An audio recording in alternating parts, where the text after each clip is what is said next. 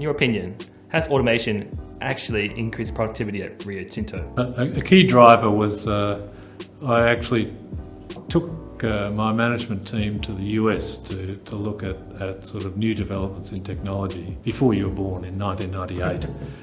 I said when we set it up, we don't want to visit a single mining company, but we do want to look at manufacturing, we do want to look at agriculture, we do want to visit universities, we do want to look at IT, we do want to look at marketing companies.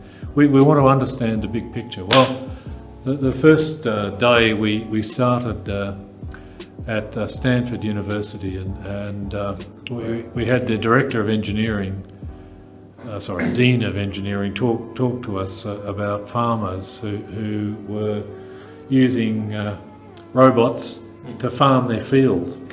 And my guys just looked at it and said, well, this is exactly what we do, only we do it with haul trucks.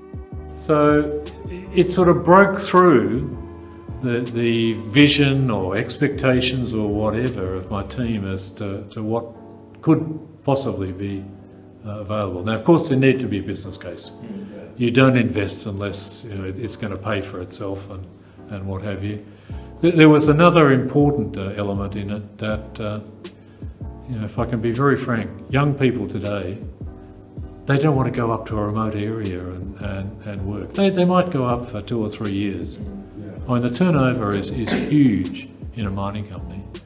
And if you install a robot driving a truck, guess what?